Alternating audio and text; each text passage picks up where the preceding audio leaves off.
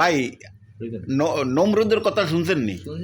হ্যাঁ, আচ্ছা, নমরুদ কত বছর আগে মারা গেছে? হাজার হাজার বছর আগে। এই নমরুদ কার লগে শত্রুতামি করছে? ইব্রাহিম নবীর সাথে শত্রুতামি করছে। আর মুসলমানের পিতা সেই ইব্রাহিম নবীর কারণে আজকে মানুষ দুনিয়াতে গরুর গোশ, খাসির গোশ, ছাগলের গোশ, কত পশু জব করিয়া খায় শুধু ইব্রাহিম নবীর কারণে। মুসলমান হতে সুবহানাল্লাহ। ফেরাউন তো চিনতেন নি? ফেরাউনের নাম শুনছেন? আচ্ছা, ফেরাউন শত্রুতামি করছে কার সাথে? মুসা নবীর সাথে। মুসা নবীর সাথে শত্রুতামি করছে ফেরাউন। কিন্তু আজকার যুগে, এই যুগে আইসা ফেরাউনের কিছু বংশধর আছে না? এখন দেখেন সমাজের নিরীহ অসহায় মানুষের লগ শত্রুতামি করে ওই ফেরাউনের বংশধর এখনো আল্লাহ দুনিয়াতে টিকিয়ে রাখছে।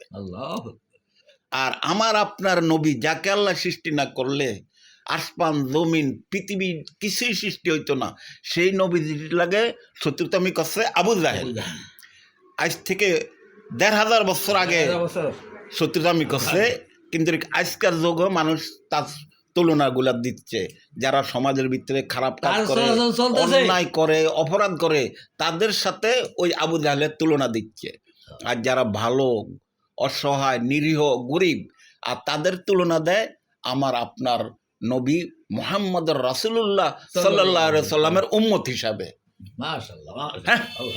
তাহলে আমরা কোন যুগে বসবাস করি?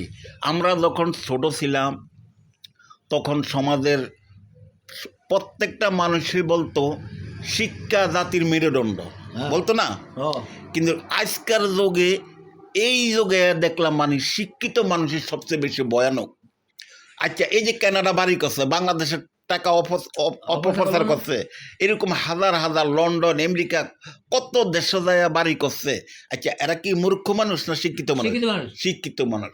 আজকে দেখেন সরকারের উচ্চ লেভেলে যারা চাকরি করে বা সরকারের বড় বড় চেয়ারে যারা বসে আছে, এরা কি মূর্খ মানুষ না? এরা শিক্ষিত মানুষ। ঘুষের সাথে দুর্নীতি জড়িত, এবং মনে করেন সুদের সাথে জড়িত।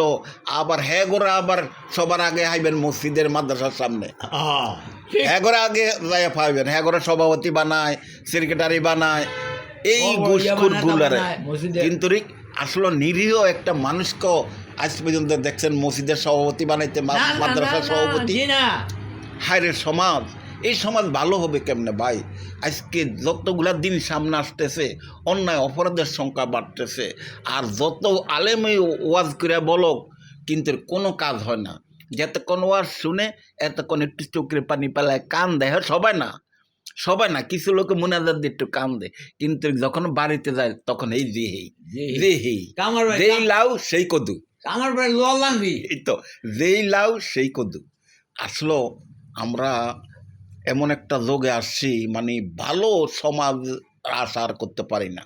কারণ আমার আপনার নবী বলে গেছে সাহাবীদের সামনে, সাহাবীরা রে, শেষ জমানার আমার উম্মতেরা দুনিয়ার জন্য পাগল হয়ে যাবে। কে গরিব, কে ধনী, কে অসহায়, সেই দিকে মানুষ তাকাইবে না, আরো উল্টা হতুয়া দিবে, কয় ভালো আছে। এই বর্তমানে এই সমাজ চলতেছে। আহারে, গরিব হইল কোন ব্যক্তি? গরিব হইল যে চলতে পারে না, যে হাঁটতে পারে না, হাত নাই, পাও নাই, সে হইল গরিব। একটা সুস্থ মানুষ কখনো গরিব হয়? কারণ সে গরিব এখন আছে ক্ষণিকের জন্য। হয়তো উনি লেখাপড়া করিয়া বা ভালো একটা কর্ম যদি করতে পারে, তাহলে দেখা যায় একদিন তার সফলতা আসে পড়ে, আল্লাহ দিব। আর ওই লোকটা তো আজীবনের জন্য গরিব, দুনিয়ার গরিব, কিন্তু আখিরাতের গরিব না। মানুষ যত কথাই বলো, ওই অসহায় মানুষগুলো হলো দুনিয়ার গরিব, কিন্তু আখিরাতের গরিব না। একদিন এই মানুষগুলো দেখবেন সবচেয়ে দামি মানুষ হবে। আজকে আর হতো দুনিয়াতে মানুষ কত কথা দেন মন্তব্য করে, আর কত কথা দেন বলে অসহায় মানুষরে। কারণ অসহায় না হলে পৃথিবীর কেউ বুঝবো না যে সমাজ আজকে কোন পথে চলছে, সমাজের মানুষগুলা কি করতেছে, কত অন্যায় করতেছে, কত অপরাধ করতেছে। আমি চিন্তা করি মাঝে মাঝে, আল্লাহ এদেরকে দিনে আল্লাহ ক্ষমা করবেনি। কারণ আল্লাহ ভালো জানে, কারণ দুনিয়ার কষ্ট মানুষ দেখছে, দুনিয়ার গজব আজাব দেখছে, কিন্তু এই আখেরাতের গজব আর আজাব দেখে না মানুষ, কবরের গজব আজাব দেখে না, কিন্তু আলেমদের মুখে শুনছে, কিন্তু শুনেও মানুষ বিশ্বাস আমল করে না। আওয়া আখিরি দেওয়ানা আলহামদুলিল্লাহি রাব্বিল আলামিন। আসসালামু আলাইকুম। কি কইছে?